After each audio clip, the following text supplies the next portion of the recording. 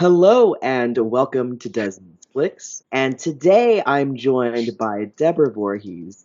Deborah portrayed Tina in Friday the 13th Part 5, A New Beginning, and is directing the upcoming film 13 Fanboy. Thank you so much for joining me on the podcast, Deborah. Hey, Desmond, it's wonderful to be here. It's really kind of you to have me. Thank you. I absolutely have been enjoying seeing what is coming up with 13 Fanboy, and congratulations on the success so far. Oh, thank you so much. I am so excited. I mean, my gosh, we've got Dee Wallace, Corey Feldman, Kane Hodder, uh, Tom Matthews, Ron Sloan, Judy Aronson. I mean, Tracy Savage. I mean, my gosh, I just feel so privileged. Carol Locatel is going to be doing a cameo for us. I mean, boy, talk about one lucky girl here. Well, we're a bunch of lucky fans to be able to see all of these amazing Friday the 13th alumni all come together. Yes. Oh, and CJ Graham, Corey Feldman. Yeah. I know. When I saw you updating saying, "Oh, and this person," it was so exciting because it's like how cool. It's everyone that we know and love from the Friday the 13th films all coming together to put together a film as a love letter to the fans. I know, I know. And fans have been asking for this for a long time to get people from the films together for another horror film. And I think we've got that perfect, mix of we've got, the favorites. We're going to have the traditional style 80s practical effects for our kills, but we also have a modern story that's more realistic. A stalker is something that can actually happen. Right. The way I like to describe the film, to help with comparisons, because it's about a stalker who is stalking with the intent to kill actresses from the franchise. And, think of the movies like Cape Fear and Hush, and then Mhm. add in the horror kills. Now, one of the things that's a bit different is in both of those films, you know who the killer is. In this one, also, there's another aspect of a whodunit. You're not going to know who the killer is until the very end. Oh, that sounds like so much fun. That sounds so old school too. Yes, yes. We're mixing three genres: horror, thriller, and whodunit. That sounds fantastic. Thank And you. speaking of 13 Fanboy and you brought up some films that like inspired it. Where did the idea for the film originate from? Initially, I was in a phone conversation. I was chatting with my producing partner, who's Joe Paul Rysick. He's also my writing partner on this. And really smart guy. We're talking about a couple other projects that we were working on. And he was just curious and asked me what it was like going to like horror conventions and visiting with the fans and that sort of thing. And I said, well, it's really pretty cool. I mean, horror fans are some of the nicest people that you'll ever meet. And, they're fun to hang out with and fun to visit and chat with. And, they're just, very thoughtful. And so, yeah, it's been a lot of fun. And he says, well, has there ever been, any time when it was, scary, uncomfortable? Mm. And I said, honestly, not at a convention. But I have had a couple of situations that, away from a convention, that frightened me. And one was just, it was on Messenger. And somebody sent me a message that said, wouldn't it be cool if you died in real life like you did in Friday the 13th? Oh, geez. And, being an actress in a horror film, it's fun. It's make believe. You're playing dress up, you're being silly, Right. you're putting on fake blood. There's nothing serious about it, nothing scary about it. But being brutally murdered, Yeah, no, not on my top 10 things to do before I go. Right. You know, go figure. So that was a bit unsettling for me. I blocked that person and I was left alone. And but then I had another situation where somebody actually texted my phone number, my cell phone. Yeah. And that was disturbing to me because that's my private number. Right. So, who was it? I don't know. Were either of them fans, Friday the 13th fans? Were there just people playing practical jokes? I don't know the answer to that. But the text messages made it clear that they knew me from Friday the 13th.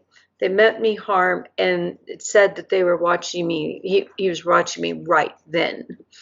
And Jeez. that was very unnerving because, you know, I had those double doors with the full length windows looking out, and it was pitch black outside. And, it's kind of like, is somebody out there? And that was disturbing. And my producing partner said, "This is a movie." I'm Mm. like going, I mean, literally, the hairs went up on the back of my neck, and I was like, "Oh, hell no." That is way too realistic. And I had been looking for quite some time for a horror idea for the horror fans because they've treated me really nicely over the years, and I wanted to do something really scary and fun for them. And I had them ask me, what about bringing back, some of the Friday the 13th people and this and that. And so this idea, I mean, it could accomplish both those things. And it took several nights. I was really, had a hard time sleeping, spacing Yeah. a lot, got really nervous at the idea. And then finally it was just like, oh my gosh, if it scares me this much, I can really scare people with this. And so I decided I had to do it. And I guess I ultimately decided too, one of the questions I had, I'm not going to give anybody an idea by doing this. Right. It's more of if they have the idea, they're going to be doing it anyway. Hmm. What surprised me though, when I started reaching out to Friday the 13th cast members, how many of them had been stalked. Um, Adrian King was stalked for many years. Lar Lincoln was stalked for 6 years. Oh, geez. Um, Judy Aronson was stalked. And so it was actually not that uncommon. So, yeah, that was a real eye opener. Um, and for some, it's been too scary of a concept to even approach. For Adrian, her stalker, it was a situation was so intense that she felt like she just had to back away from the project. Oh, And wow. I adore her, and hopefully we'll work together on something else. So I totally respect and understand her feelings on it. But yeah, Yeah, I mean, I have to say it takes a lot of strength on your part to be able to take something that is so frightening and scary and a part of the real world, and then saying, you know what, I'm gonna go ahead and make my own story and use this as something to be able to tell a story and kind of take that right, power away. right, right. Yeah, it's a matter of taking it and controlling it and making it yours, instead of somebody else's.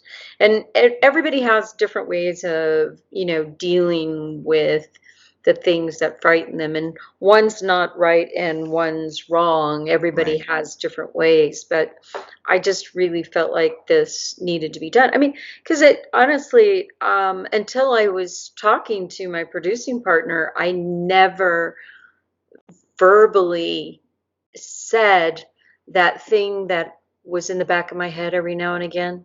What if there was somebody out there like that? What if there was a fan out there like that? And it would just happen ever so often, and enough that it was unnerving. And so yeah, it was the first time I ever voiced it or anything, and yeah, so it took a bit before I was ready to say yes, but then it made sense. And also, being the one of the writers on it and the lead writer and the director on it, that gives me the control to do what I want with it. This Yeah. is a very realistic film. Um, it's going to be very entertaining, like Cape Fear and Hush, um, but and it'll have the horror kills. Mhm. We've got. I'm thrilled to have Nora Hewitt involved. She came recommended by Tom Savini, which you don't get a better recommendation than that. Right. That's she is his protege and top student. And then you probably know that she won season 9 of Face Off. Right. And so she's brilliant and I think just a really neat person, too. So, really thrilled to have her on board. I mean, she's a mega star in her own right. That is fantastic. And actually that leads into my next question, which is why is the usage of practical effects over CGI so important for this film? Two reasons. One, it is what the fans want, they prefer it. Um, Two, I prefer it.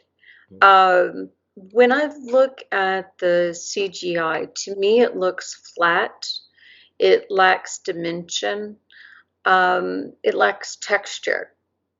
Um, it just doesn't quite look right. Right. And I want this to look realistic. This isn't meant to be, like there's one thing that I've noticed lately in several different films where they do the throat slash Hmm. and then they have like this waterfall thing coming down. Yep. It's like real thin blood and stuff, and it's like this solid waterfall. And while on one hand, I admit that it looks cool, it takes me out of the story every time because I Right. look at that and I go, You wouldn't bleed out like that." Right. I mean, I'm not a nurse, I'm not a doctor, but I took, biology in high school and college, and I know where the arteries are. It's not going to bleed like that. Right. And so, I can't be the only one that sits there and goes, that's not Oh realistic. yeah. And I want something that's realistic.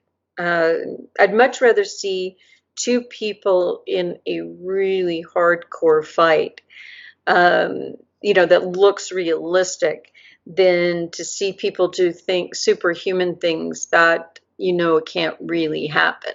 So yeah, no, I think it's incredibly important. I want it to have that grittiness and the texture and stuff that comes with the practical effects. Yeah, and that's what made the Friday the 13th films especially so memorable were the not only the usage of practical effects, but Hmm. how creative every single kill was. There was always something new that was being created within each film. Right, right, exactly. And I'm working very close with Nora. In fact, I don't even have the kills in the script because I don't want anybody to know them. Yeah. Oh, So that's I have quite a few things that aren't in the script. oh my gosh. I mean, hearing that she is one of Tom Savini's top students has me even more excited to see this film and see Hmm. the incredible practical effects you two have up your sleeve. Right, right. She's brilliant. I'm, Uh, I'm, you know, I feel very blessed and privileged to have her on board. with 13 Fanboy, and you mentioned this earlier, uh, it really has an impressive cast of horror icons like Dee Wallace and Right, Friday the 13th alumni like CJ right, Graham and Corey Feldman. right. What was the process like to bring on, such the variety of talent that you were able to bring into the film? Well, in for some people it was fairly easy. We were able to get a hold of them and they got excited about the project and loved it immediately. And for some people, it really felt pretty scary. So we've really it hasn't been, you know, it's taken a while to get all the casting done because for some they needed time to Right. think things through. And, of course, we're opening up theatrically. And so we needed to be patient because we needed to have the type of cast that can go to the theaters. Because, no matter how good the film is, if we don't have the right cast, the distributors aren't going to put it in the theaters. Right. And we have an LOI from a theatrical distributor for a theatrical release, which we're really thrilled about that. And yeah, so yeah, no, that the casting has definitely been a challenge, and but I feel like we have got just an amazing group, and I've got some more announcements coming. I have an amazing composer who's going to be doing this musical score. But Oh, I also have a big announcement on, some of the more, how sometimes in films where they'll have popular music and then they have the musical score as well. right. I mean, obviously, horror film, you have to have that musical score. It's so important for selling the scare. Mhm. And but I've got a big announcement coming about the music and someone else who's going to be doing um, some stuff in the film. I can't tell you more than that, but I'll tell Yeah. you as excited as you guys have been about like Dee and Corey and Kane and CJ and many of the others, you're going to be doing backflips with this one too. Oh, how I exciting. was doing Yeah. backflips. I can't tell you. I want to tell you so bad, but yeah, I really, really, really want to get this one out there soon. Hopefully, I'll be able to do it in the next few days. Congratulations again. This is like such an incredible thing. I mean, you launched the Indiegogo in what, Mhm. December or November? It was October. Oh, October. October. Okay. Mhm. It's already gained a lot of momentum, and that's I really know. exciting. I know. And see, we didn't, until the day we launched, I didn't tell anybody what the film was about. So in that little bit of time, we've made some huge strides. As a Friday the 13th fan since I was 5 years old, Friday the Oh, 13th. really? Yeah, part seven was my first film that I saw when I was five. Oh, wow. And I just love the franchise so much. I have a glass case just dedicated to Friday the 13th because it's my favorite horror franchise. So seeing you working on this film with all of these people that I grew up watching is Mhm. just like it's exciting as a fan of the franchise, and it's it's just like knowing that someone who's working on it is someone who also loves the franchise and loves the fans. You're a Friday the 13th alumni yourself, and you play the role of Tina in Friday the 13th Part 5, A New Beginning. Right. What was the experience like for you to be in a Friday the 13th film? Working on a film set is, basically an adult playground. You get to go out and you get to pretend you're someone else and play dress up. And, you think about, when you're a kid. I don't know, maybe kids don't do this now, but when I was young, I was, a kid, it was the 60s. And we spent a lot of time outside, and we would pretend, to fight and pretend to die and pretend to, you know, I guess all the things they do in video games now, we were doing, acting them out in real life. We'd pretend that, you know, we were cowboys and Indians, or we were in the army, or we were, just whatever.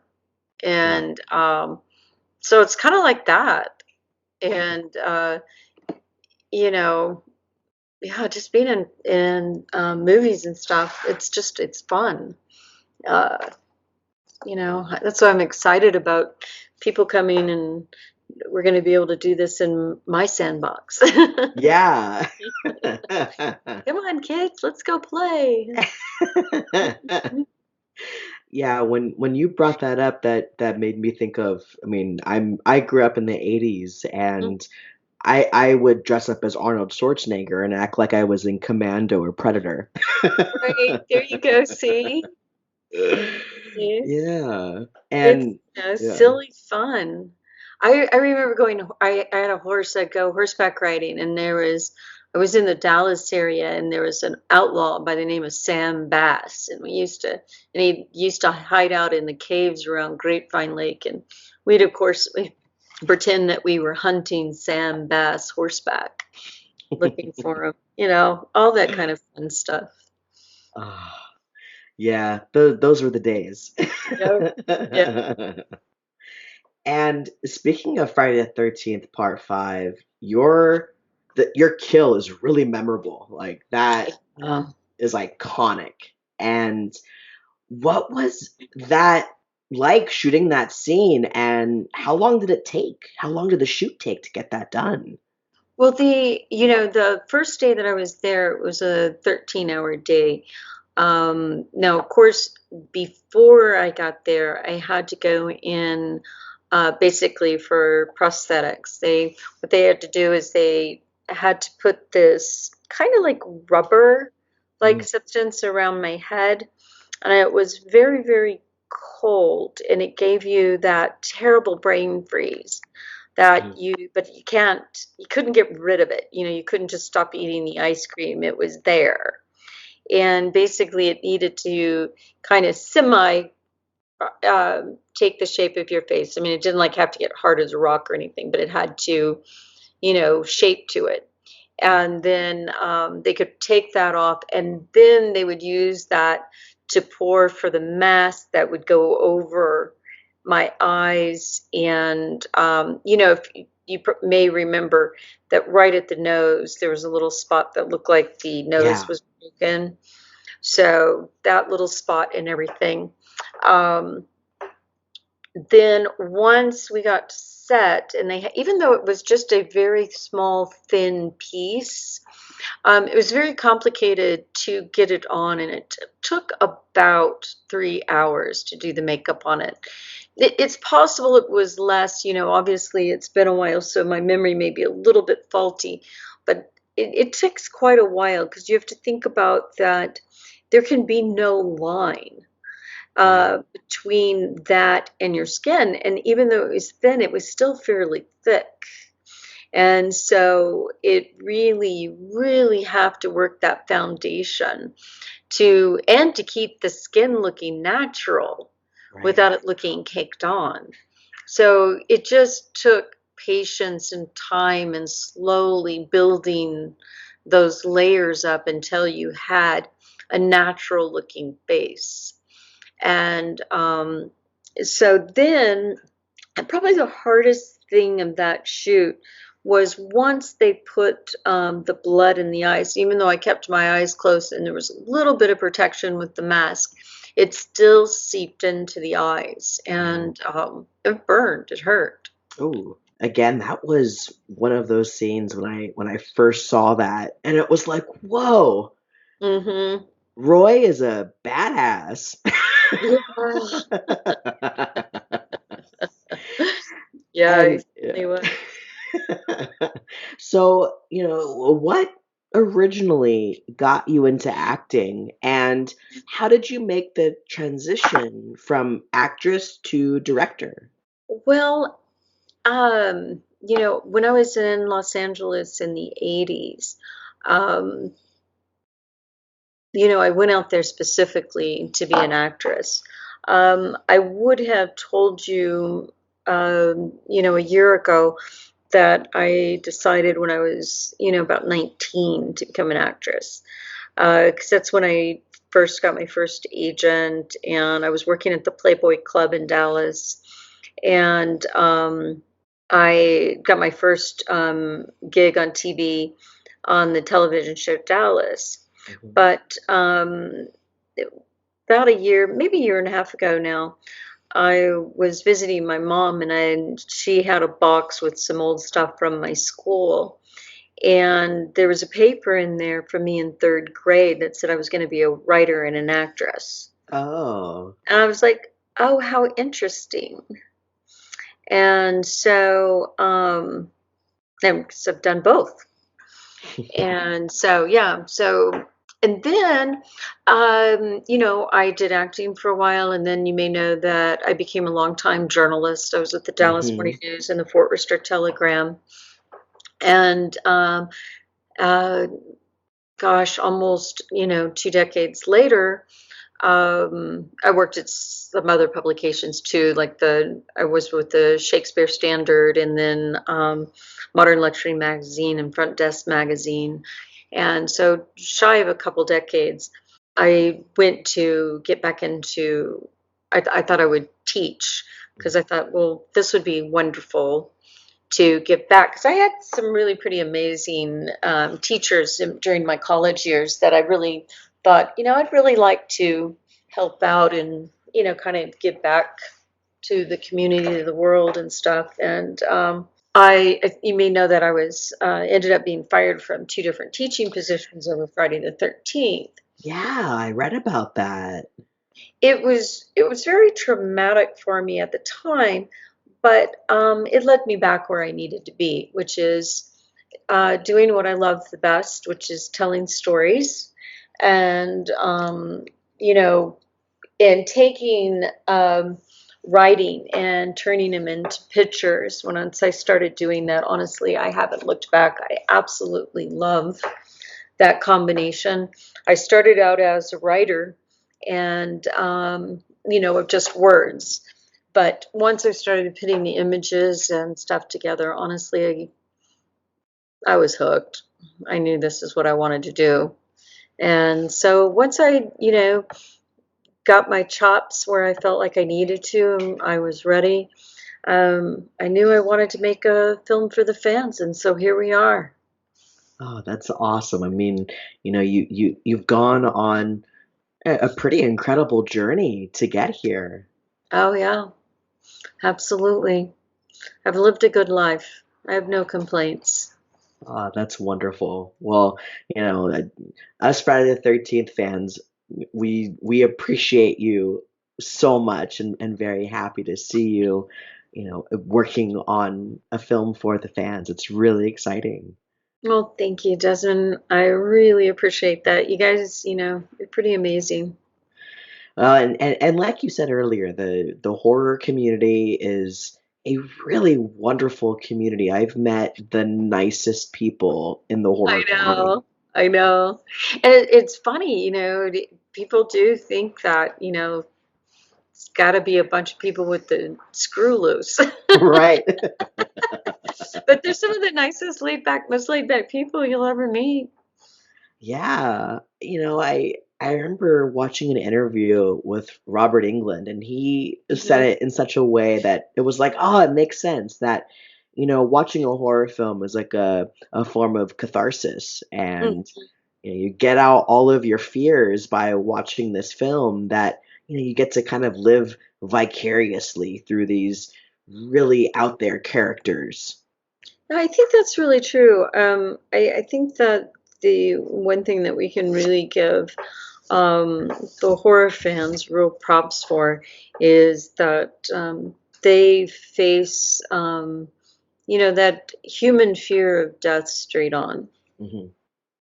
And yes, when they leave the movie theater, everybody's nice and safe and everything, but yeah. it's definitely to explore that idea of death and dying in such a way. Um, it's pretty cool. What were some films, or even if it's just one film that has made the biggest impact on you? Hmm. That's going to be hard to say because there's so many.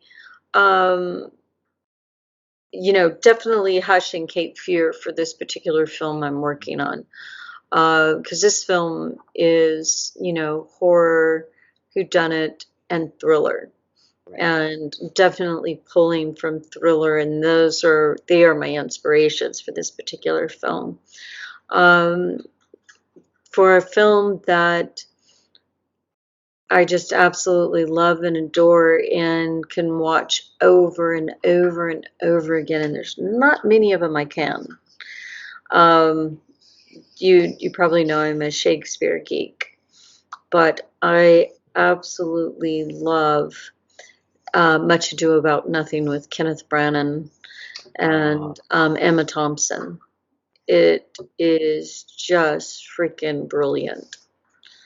uh, So, and I love a good, romantic comedy like that. And that one has just so much teeth to it.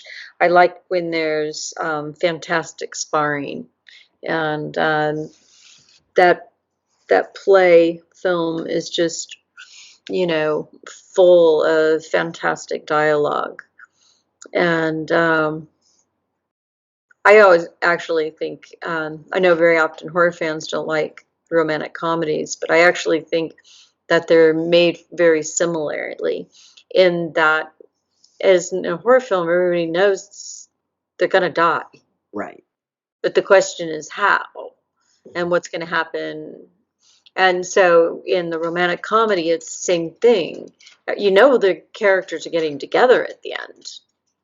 Right. It's the journey and how they're going to get there and what's going to cause because of course they're going to have to break up for a little while and then they're going to have to get back together, Yeah. and there's going to be some misunderstandings and stuff. But, it's how you connect with the characters that really drives it.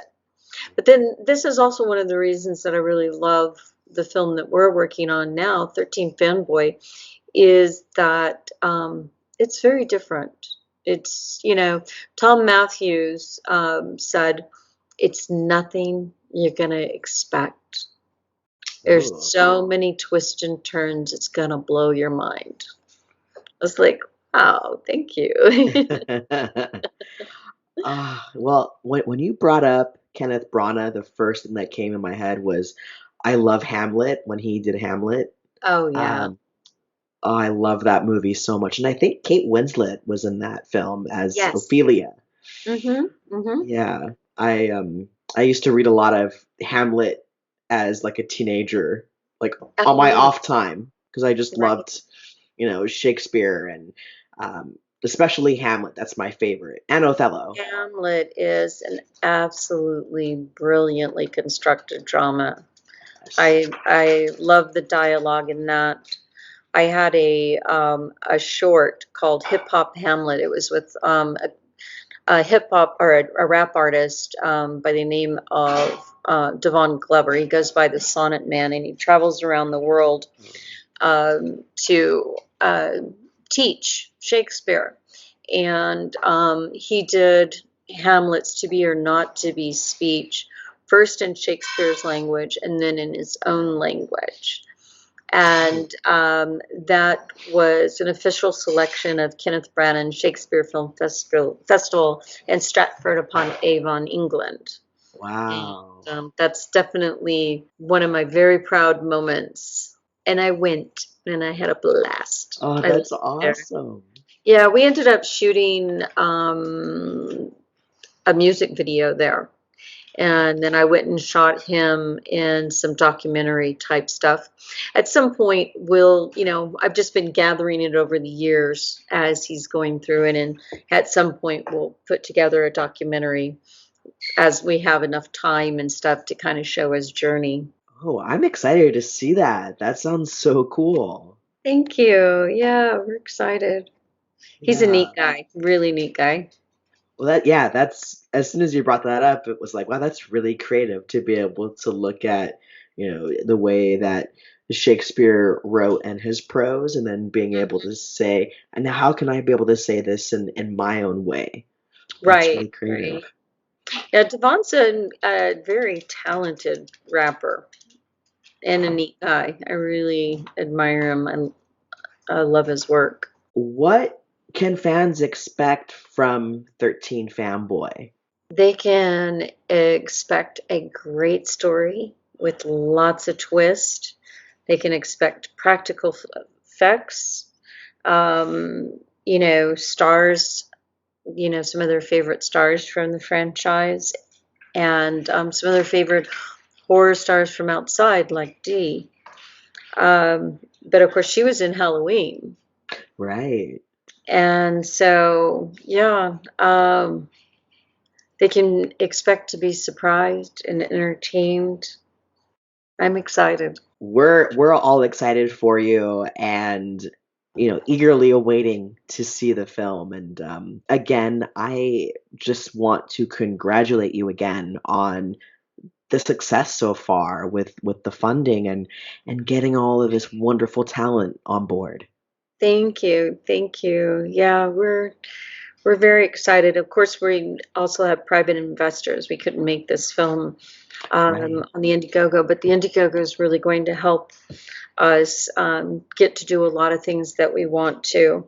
And I certainly would appreciate anybody listening to go over to Indiegogo and contribute. We're still up and doing fantastic. And Ah, that's great, Deborah. And you thanks. know, thank you again for joining me today. I really appreciate you taking the time to chat with me today. Thank you. Very, very kind of you. Be sure to check out the Indiegogo for 13 Fanboy. I'll leave a link in the description below to the campaign. And thank you all so much for listening to another episode of Desmond's Flicks. Be sure to follow me on YouTube, Facebook, Twitter, and Instagram at Desmond's Flicks. With all that said, I'll see you all next week. Same spooky time, same spooky channel.